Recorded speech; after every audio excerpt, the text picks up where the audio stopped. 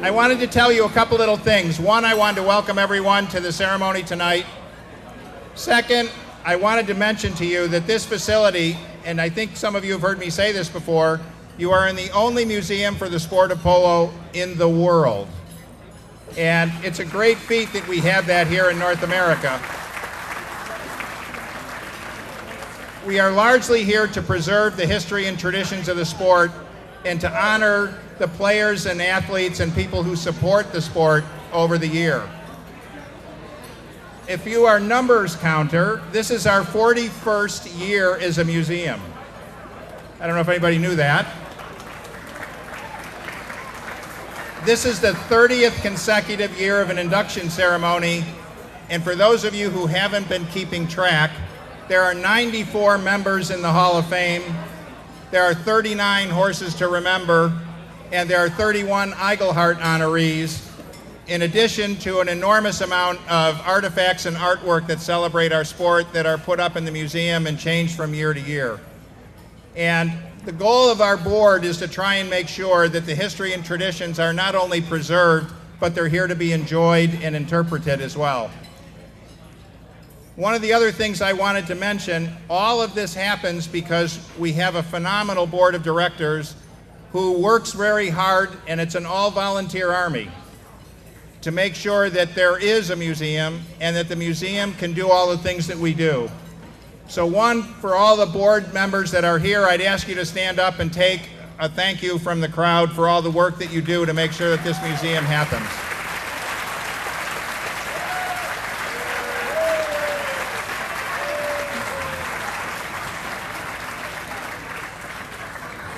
Next, we have the tiniest, hardest working crew in the history of any museum, George and Brenda Dupont, and they work tirelessly to make sure this event happens. George and Brenda.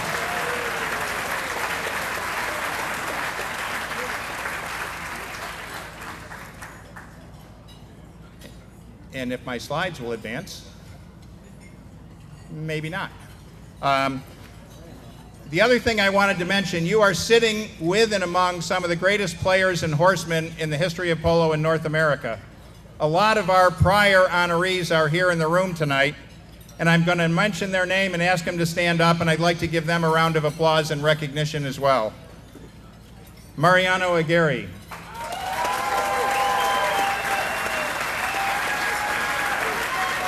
Tony Capola. Ruben Gracida, Glenn Holden, Fred Mannix, Lev Miller, Jimmy Newman,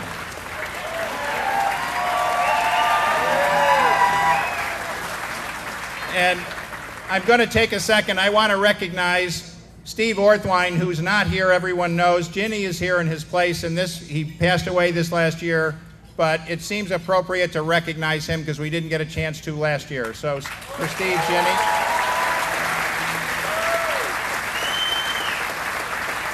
Gonzalo Perez. Is Gonzalo Perez? Bill Sinclair. Where's Bill? Charles Smith. Paul von Gontard. Where's, over here. So tonight, I want to celebrate and offer congratulations, one for all of our new honorees and also for our honorees from the past, as we honor the inductees, both people and horses, for all of the things that they've contributed to the sport. And last, I want to thank all of our sponsors. Maybe that slide will come up, maybe it won't.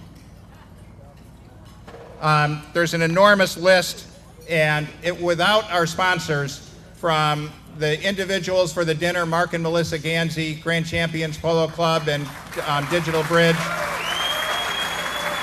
For wine and spirits, Lippman Brothers, Robert Lippman and Margaret Lippman, Orthwein, Brown Foreman, Bacardi, Tito's Handmade Old Hickory Bourbon. It's hard to read that. Like 29 Wine, Corbel Champagne. For the entertainment, Wayne and Pamela Garrison.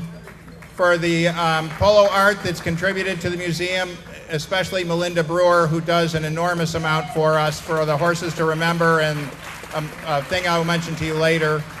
And the exhibit photography, Alex Pacheco. Our press and social media, which includes Frederick Roy, Crystal, and Zach Whitman. I'm sorry, I can't see it that way.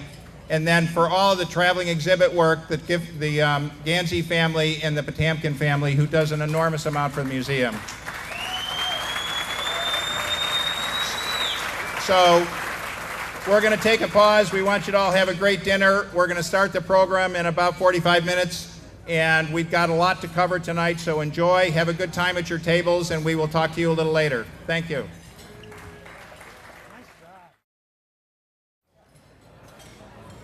The very first thing I want to do tonight is honor the Horses to Remember. We're going to begin tonight by honoring our noble equine partners, because without them, we don't have a sport. The Horses to Remember Award is presented to recognize outstanding polo ponies whose achievements on the field are singled out as worthy of special recognition. The first horse we're going to honor tonight is Conover. Conover was part of the enviable string of ponies selected by Harry Payne Whitney, captain of the legendary group of American players known as the Big Four, all of whom are in the Hall of Fame. Their horses were given enormous credit for helping the Americans to establish their rise to dominance in international polo at the turn of the 20th century. Conover played a big part in that success story. Although owned and played by Whitney, Conover was also loaned to Whitney's teammate, Monty Waterbury, who favored and relied heavily upon the game old pony when the going was crucial. Waterbury is most often pictured in team photos mounted on Conover, even as the aged horse played with tremendous heart and courage.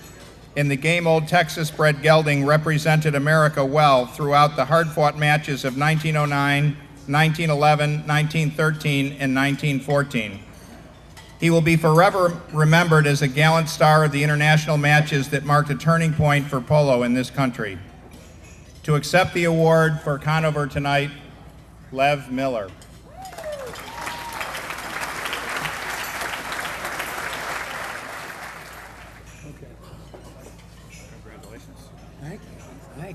Linda, congratulations. Thank you so much. I gotta say, after this being the 30th anniversary, I can't believe it. But it is so great to see everybody here and to see that this museum is thriving and beautiful. What a great honor to represent my grandfather's pony Conover at this induction ceremony. Although he was even before my time in polo, it is likely that my mother knew Conover well, as she learned to play polo and was a part of the girls' team in the early 20s. Thanks to Brenda for her research, this is some of the history she found. Conover was a Texas-bred bay gelding foaled sometime between 1892 and 1895, if the stories reporting his age are correct. Although written accounts differed slightly from year to year, it is still clear that he played remarkably as an aged pony. Conover was said to be second to none, except perhaps, excuse me, my grandfather's legendary pony, Cottontail, who's in the Hall of Fame also. Horses to be remembered in 2008, he was inducted. Conover was lauded for his great speed, brilliant performances over a number of years of grueling international matches, both here and overseas, spanning the years from 1909 to 1914. He was written about often. It was said that he had brought fame to the Texas cowpony and was described as a hero and one of the best of the Whitney strain. He proved himself to be a mount with an indomitable spirit, a gallant game warhorse for two Hall of Famers, my grandfather Harry Payne Whitney and his Hall of Fame teammate Monty Waterbury. While my grandfather used Cottontail as his mainstay, Monty chose Conover as his, and together they all made history as part of one of the hardest riding and most competitive polo teams of the era, the Big Four. After a long and illustrious career, Conover was retired and relied upon as a trusty mount for the Whitney children to learn to ride. And one of those Whitney children was my mother. In the Small World department, it is worth noting that 46 years ago, when I met my future wife, Linda, I had no idea that Monty Waterbury's brother, Larry, who played Conover, was her great uncle.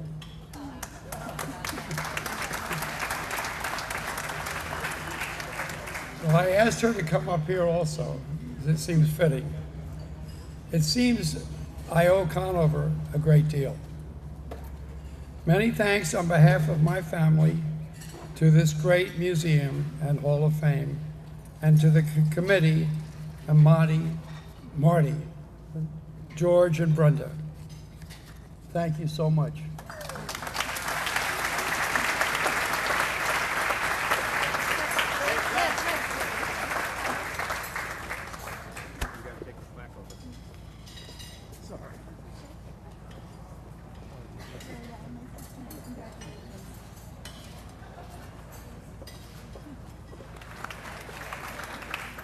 Lev and Linda, thank you very much. And Lev, thanks for the vision that made this whole museum come together. The next horse we're going to honor tonight is Mr. Polo. Memoq Recetas' memorable warhorse, Mr. Polo, more than lived up to his name. Playing in his first U.S. Open at age 4, the magnificent chestnut thoroughbred gelding played with a heart for Memoq through over 10 years of high-goal polo. Together they won 8 U.S. Opens, with Mr. Polo always playing 2 chukkers. He earned many best-playing ponies in other tournaments along the way, including the Camacho Cup, and was featured in Sports Illustrated magazine. Mr. Polo was a perfect example of the extraordinary talent that can be found in thoroughbred horses brought from the racetrack and repurposed for polo. He was purchased by Memoq the day after winning a race at Sunland Park and went on to polo greatness. Mr. Polo died just a few years ago at the age of 38 and will be forever remembered as one of the great equine athletes in the sport of polo. Accepting the award for Mr. Polo tonight is Mimi Gracida Boyle.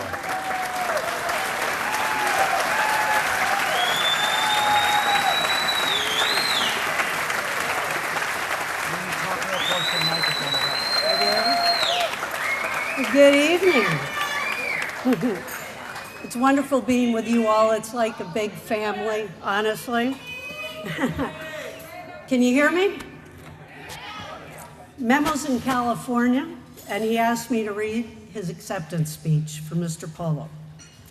I wanted to start by thanking the United States Polo Hall of Fame Committee for choosing to induct Mr. Polo into the Hall of Fame. I'm sorry I'm not there to accept the award, but I wanted to have a little note read in honor of this champion pony. The first time I saw Mr. Polo was in 1980 at Sunland Park in El Paso, Texas. Mimi and I were on our way to Santa Barbara for the Pacific Coast Open and stopped to visit my Uncle Chino, who told me that he had a racehorse for polo. Although Mr. Polo was winning many races, Uncle Chino was a polo fanatic, and he felt Mr. Polo's true calling was to be a polo pony. He couldn't have been more correct. When I laid eyes on Mr. Polo, I immediately felt as though I was in front of a special horse. He had the presence, the eye, and the temperament of a champion. For those of you who know horses, you know exactly what I'm talking about. The beautiful chestnut's registered name was Cacahuate, which means peanut. However, I purchased the horse from Chino under the condition that I would call him Mr. Polo.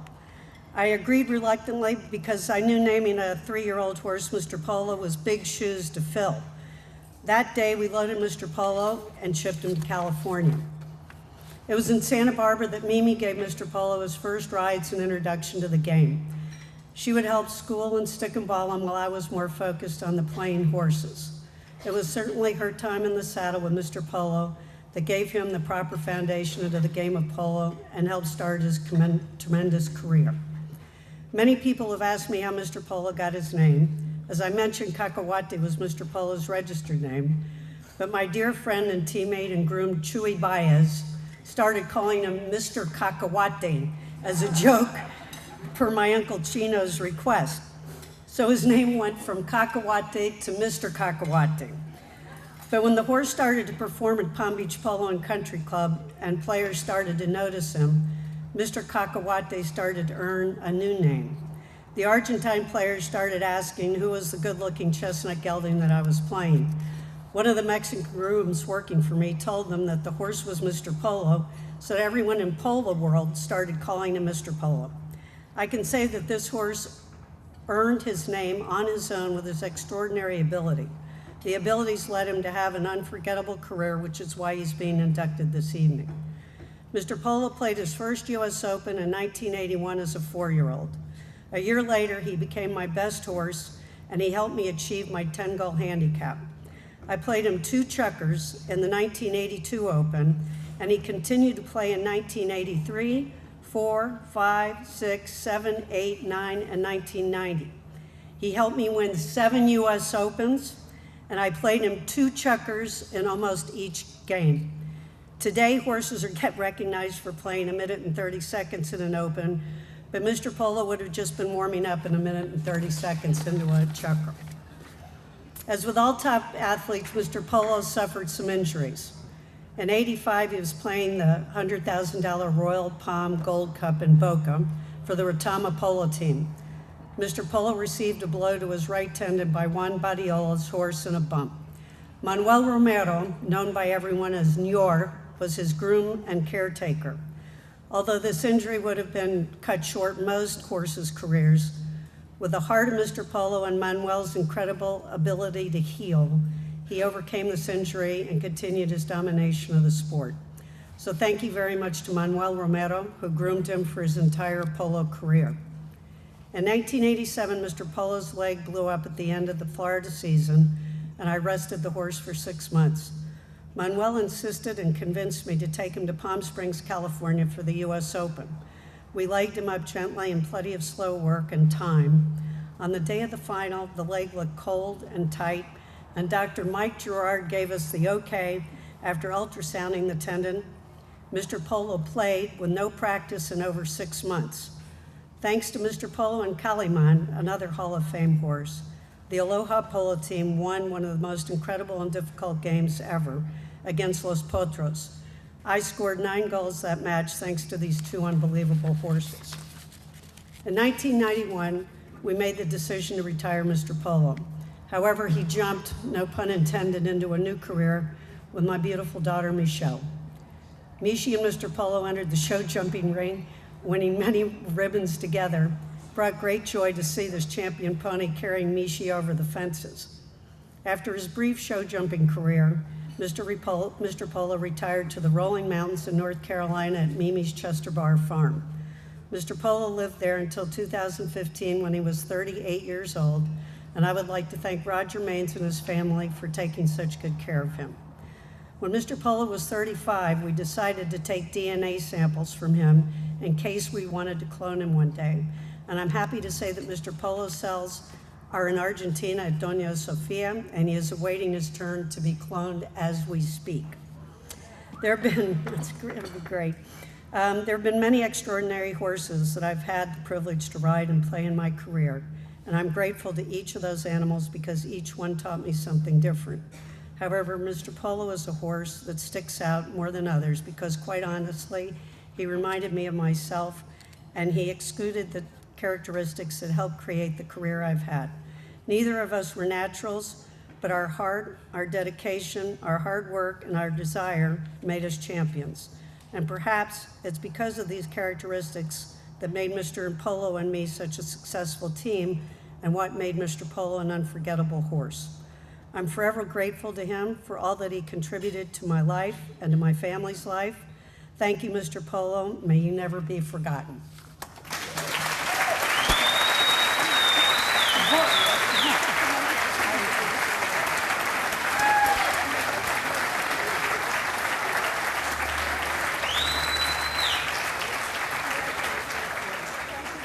The next award we want to give out tonight is the Philip Igil Award. The Philip Igil Award was begun in 2001, and is given to acknowledge exceptional lifetime contributions to the sport of polo. We give out one posthumous award and one living award every year. This year, the posthumous award goes to John Armstrong.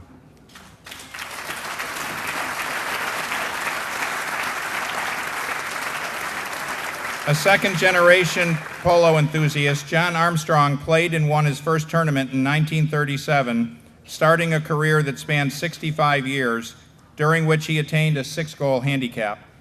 By his true contribution to polo was his influence and the example of sportsmanship and good character he set for generations of players both on and off the field.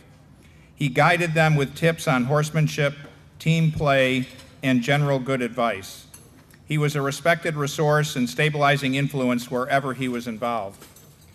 Armstrong helped organize polo across South Texas and was passionate about holding special polo events to benefit others. Examples are a match with Prince Charles on the Armstrong Ranch, a special match to honor Cecil Smith in Breckenridge Park, and an international match between the United States and Spain at Retama. He took teams to England, Pakistan, and Guatemala. He was, in a manner, a lifelong ambassador for polo. Accepting the award for John Armstrong will be his son, Stuart, tonight.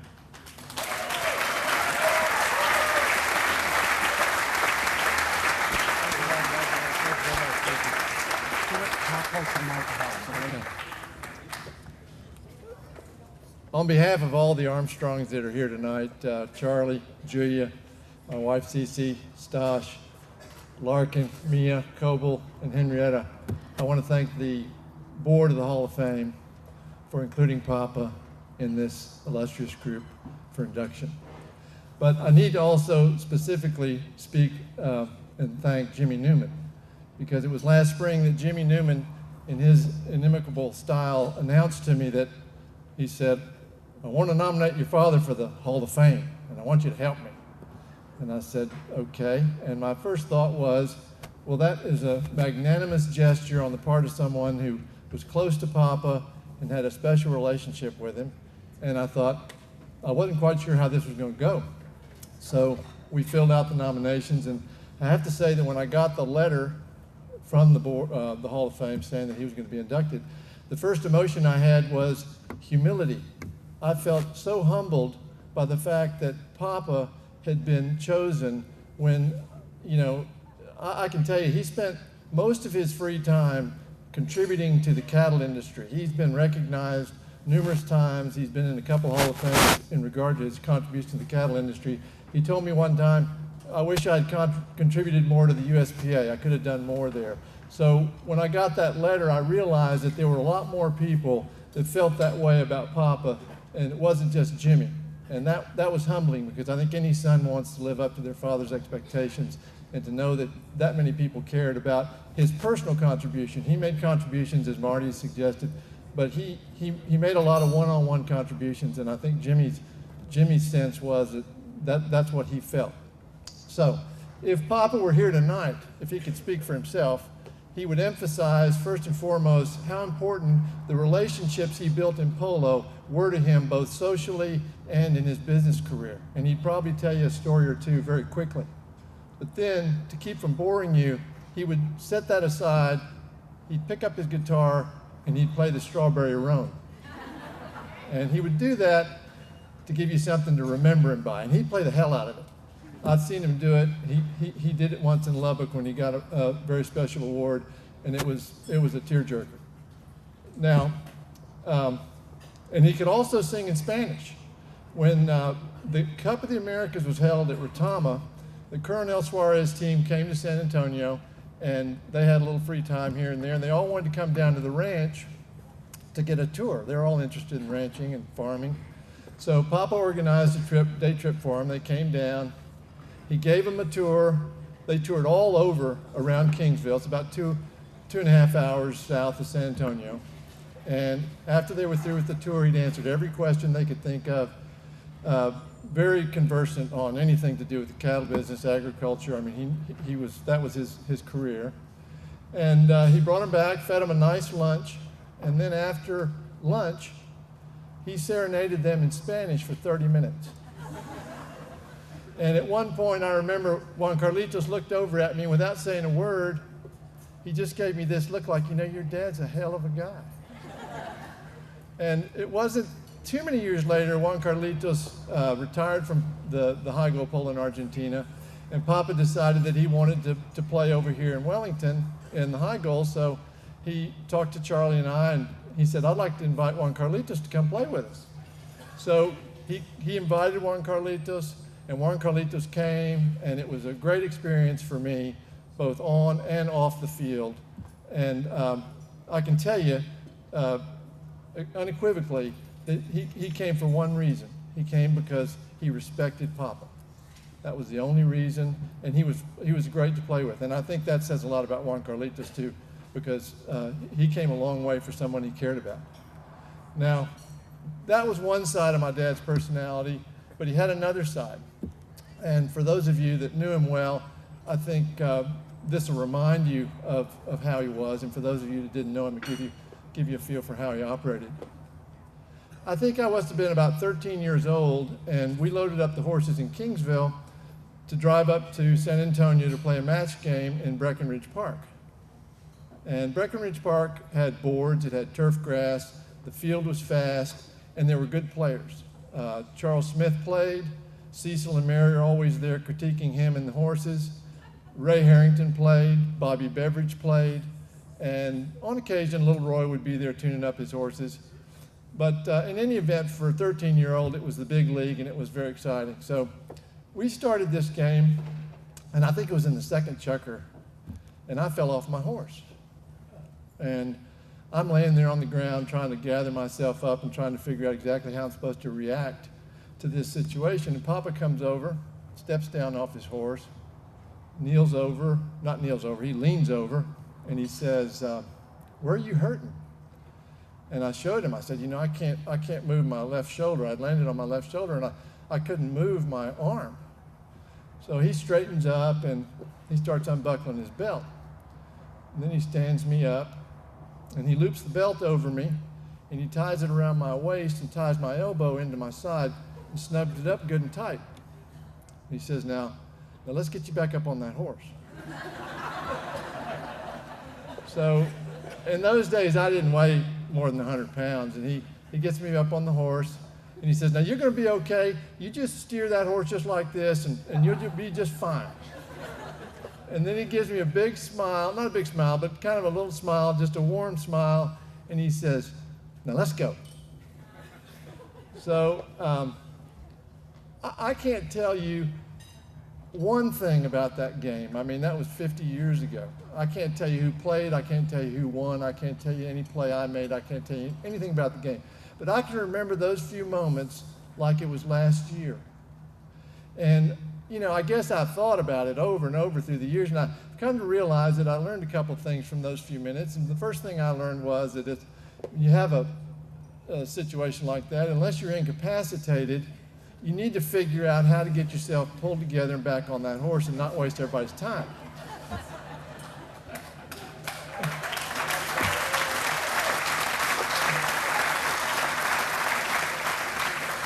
And the second thing I learned, which I took to heart, is that there's no crying in polo.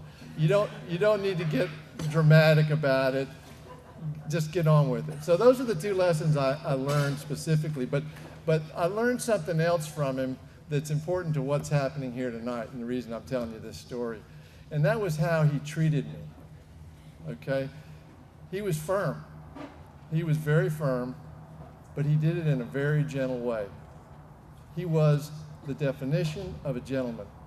He was always that way, under any circumstance. And I think that's why what Jimmy Newman felt, I think that's what a lot of people felt, and I think that's why he's being honored here tonight. Thank you.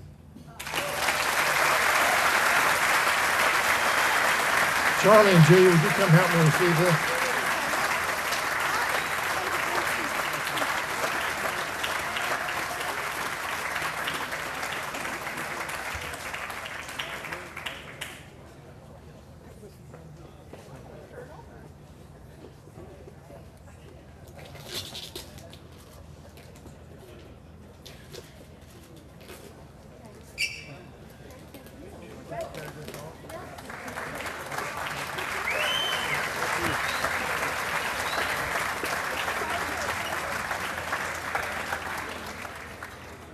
Our next inductee for the Igil Award is Carlene Beale Garber.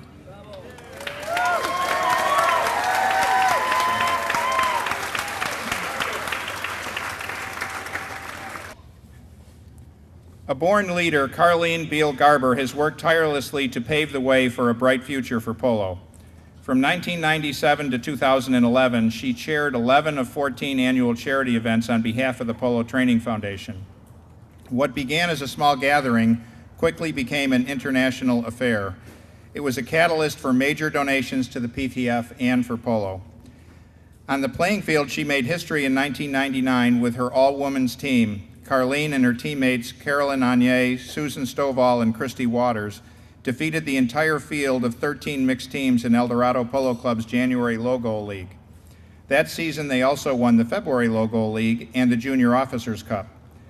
Carlene has proudly served on the PTF board as a governor-at-large of the USPA and as an ambassador of the Federation of International Polo and the owner of El Dorado Polo Club. We'd like to honor Carlene tonight for all of her contributions. Carlene Garber.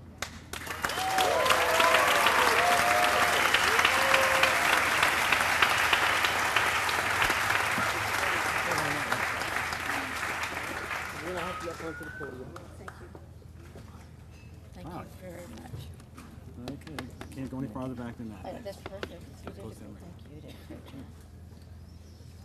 Good evening, ladies and gentlemen. Welcome to this magnificent celebration.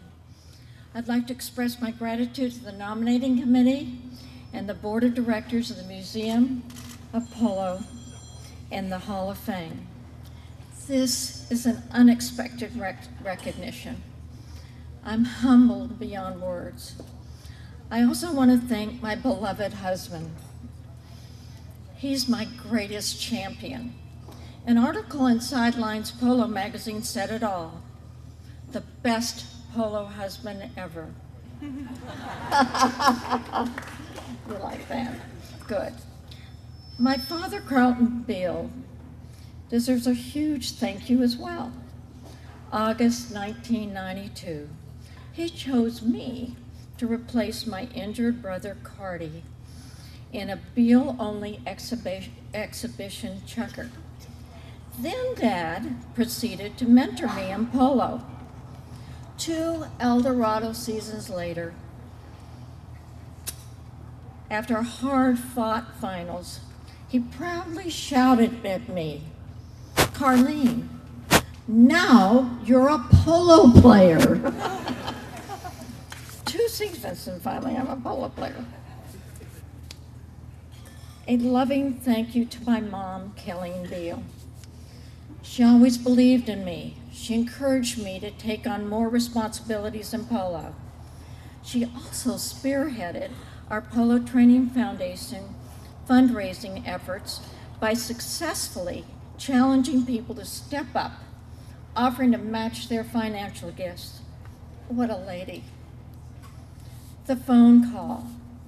Shortly after my dad passed away in 1994, I received a phone call from the chairman of the Polo Training Foundation, Dan Calhoun. He said the PTF needed a representative from the Beale family. He invited me to be on the board. I begged off. I have 4 fabulous brothers. Fabulous. They've had lifetimes in polo. I'm new to polo.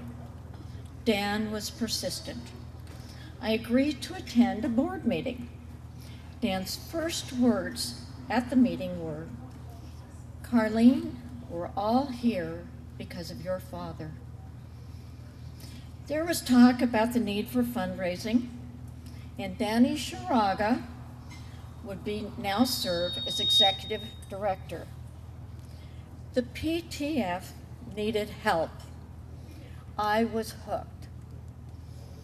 Danny and I had our work cut out for us. We became the best partnership and great friends.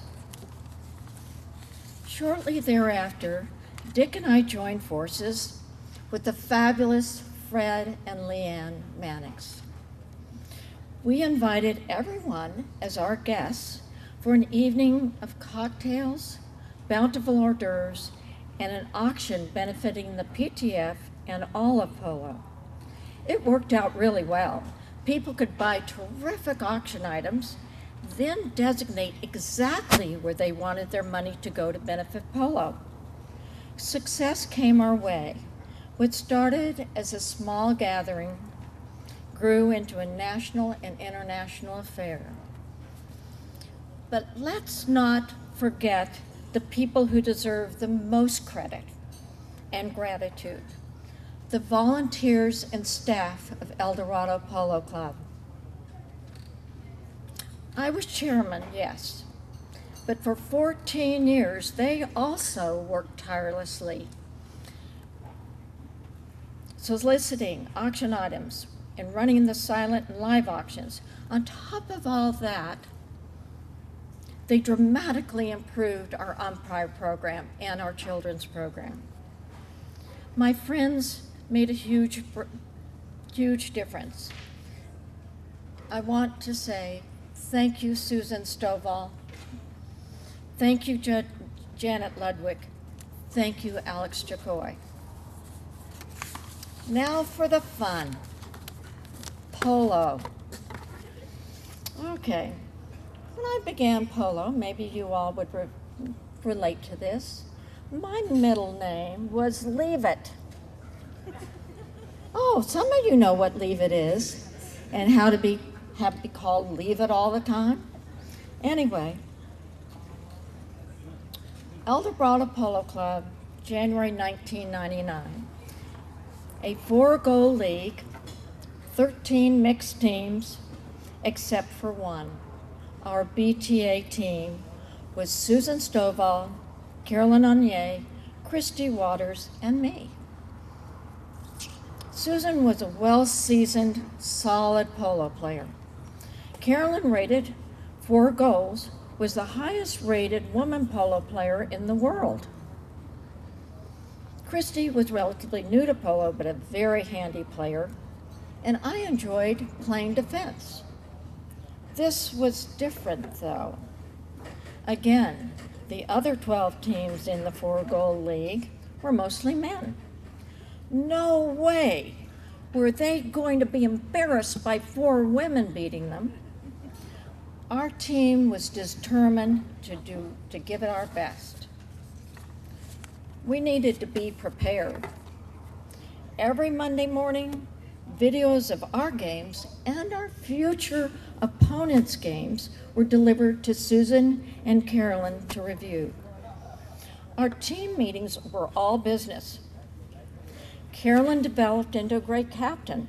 Instead of trying to do it all herself, she used all of our talents also. We were a tight-knit group. Every play was about making it happen and backing each other up. Christy described us well as the feistiest, fieriest team. It was so much fun.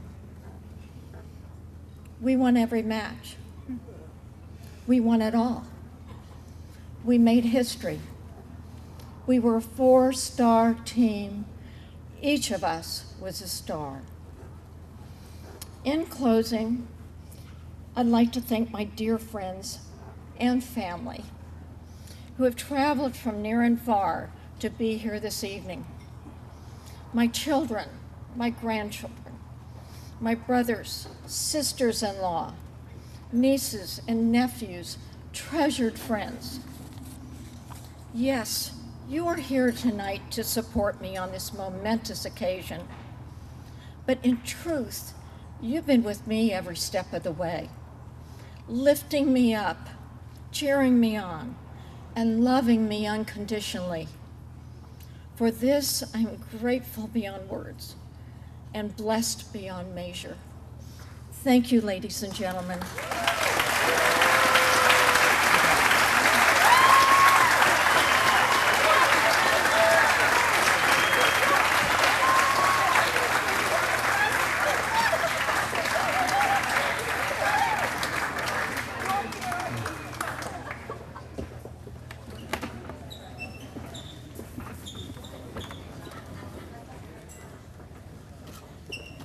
How's that right there?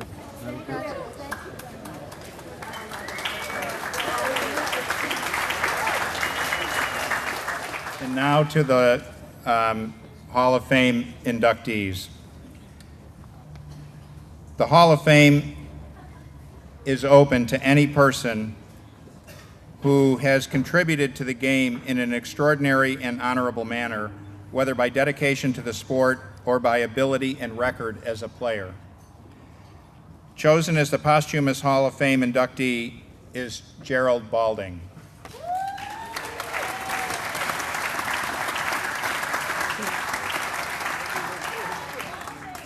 A dashing figure of the golden age of polo in the 1930s, Gerald Balding made a name for himself both in the United States and abroad. After the First World War, and just in his 20s, the English-born Balding was invited by Robert Strawbridge, the president of the United States Polo Association, to come to America to train our boys how to play the game.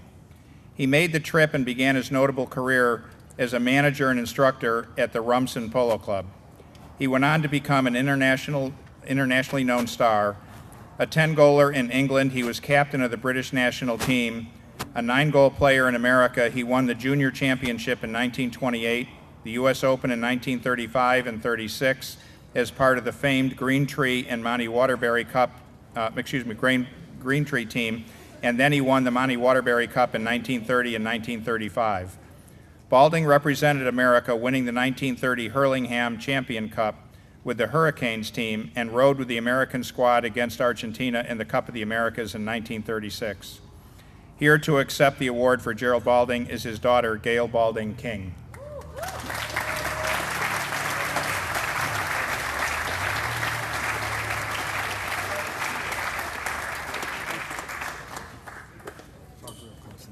Oh, all right. Good evening, everyone.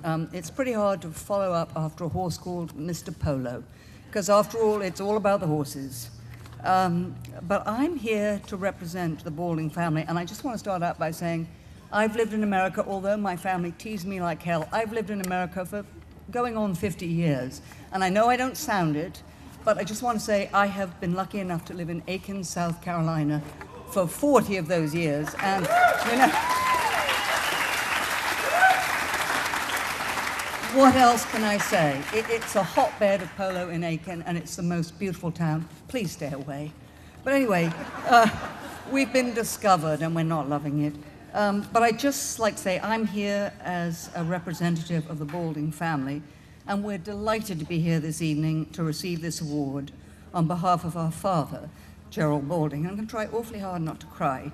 I just want to say I run a few fundraisers in Aiken, so I want to thank you people because I know how hard it is, and you've done a great job here tonight. Thank you very much.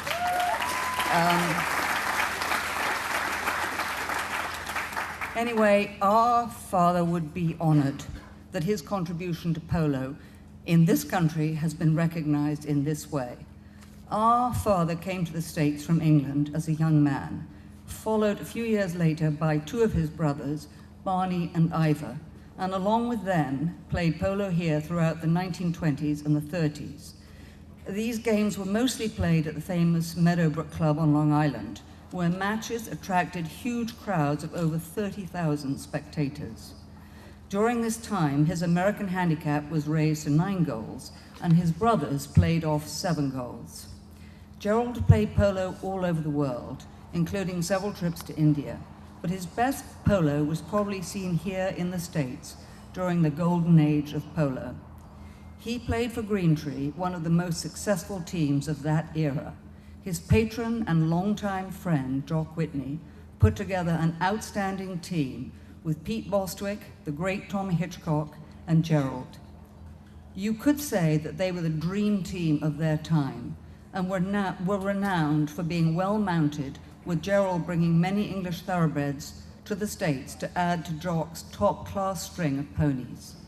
They won all the major tournaments, including the US Open in 1935 and 36, the Monty Waterbury Cup, and many others, and his time playing with Greentree was certainly the highlight of his polo career. Gerald, who was easily identified by his brown helmet, was described as a brilliant striker of the ball and was considered a superb horseman. He was rated as one of the finest players ever seen.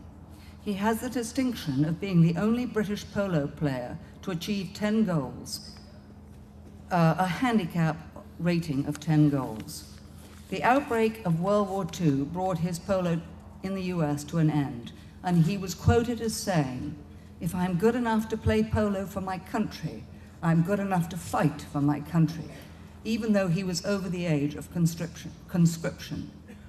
Sadly, he died far too young, aged 54, in 1957. After the war, he organized a great deal of the polo in England and orchestrated a new handicap system.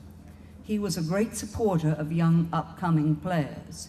His tuition on the field mostly consisted of hollering, "Leave it," or "Ride your man," whether it be male or female. Again, we thank the Polo Hall of Fame for this great honor. Thank you very much.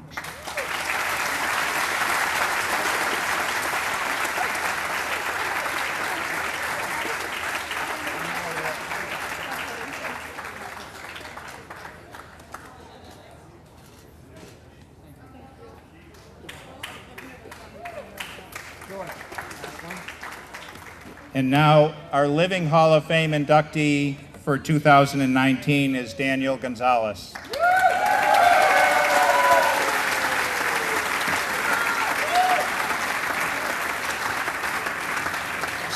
Selected as the Living Hall of Fame award winner, Daniel Gonzales was a part of the American polo scene for over 35 years, known both as a player and a coach. A 9-goal player in the U.S. and rated 10 in Argentina, he won every high-goal tournament played on the Pacific Coast, including the Pacific Coast Open and the Butler Handicap. His international record is astounding, having won major tournaments in England and France, and the most important Argentine tournaments, including 7 wins of the Argentine Open between 1961 and 1973. His most compelling attribute is his commitment to pass on his knowledge of polo to others. Bringing players and teams to California to play for 39 consecutive years, Daniel has coached with passion and dedication. The gift of his knowledge and expertise has proved to be an influence on a countless number of young aspiring polo players. Help me welcome Daniel Gonzales to the Hall of Fame.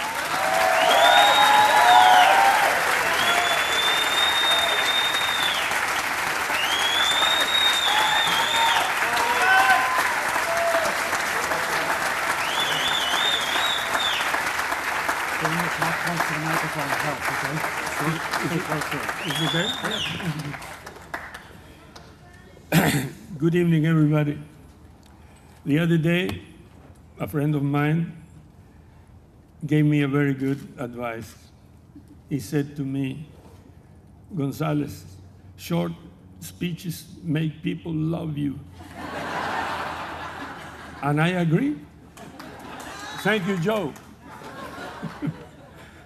First of all, I'm very grateful of all the people that have been part of my induction in such a special and distinguished space.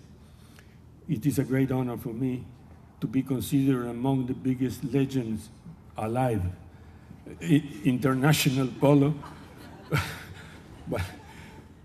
and all the people that has made a lot contribution for making American polo what is today.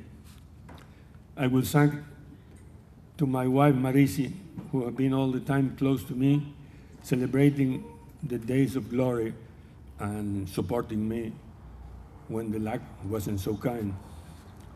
A special thanks for my dearest friend Gloria and Glenn Holden and their family, and the wonderful family.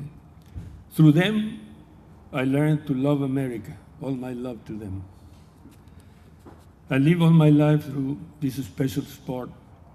In my opinion, the best, complete, and interested game, full of power, talent, and adrenaline. Polo helped me a lot, not only economically at the beginning, but gave me the biggest fortune you can have in your life. A lot of friends all around the world, all over the world, and I still cherish them. As Churchill said, polo handicap is your passport to the world. Very wise. My polo family started with my father, Daniel. He was a horse lover and a farm player. I was raised in his farm in Córdoba, and I started playing in the horrible fields that make it impossible to hit properly the ball. I remember we didn't have a machine to mow the grass, but we had a lot of sheep, and they make the operation. They eat the grass so short, and we play polo of the estancias, the best. No responsibility, with all my family group. My son, Martin, Mariano, and my son-in-law, Paco de Narvaez, Rocio's husband, all of them turned high handicap players, and Rocio played very well too. My grandchildren, Cruz, Peque, Paquito, and Iñaki, very enthusiastic player. They love polo too. For me, the highest passion wasn't polo itself, but horses. What an enormous satisfaction is to be able to ride a good horse. After 50 years of activity, I have had the chance to ride the best of the best, which gave me the opportunity to compare and give opinions with authority. I will always keep in my heart, having won with my friends, my polo mates, you never win alone. 7 times the Argentine Open in Palermo, and many others tournaments like Gold Cup in England, Queen's Cup in Deauville, Gold Cup in Deauville, King's Cup in Spain, Pacific Coast Open in America, etc. Also as a coach, 4 times the Argentine Open in Palermo with Chapaleau 2, and 2 times the FIP World Championship.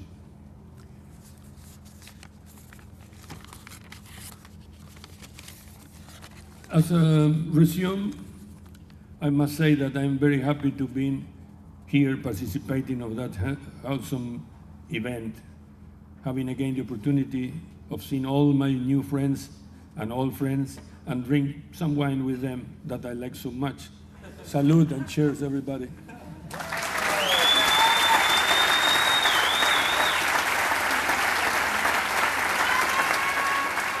I'd like to thank all of our sponsors and everyone here who supports the museum.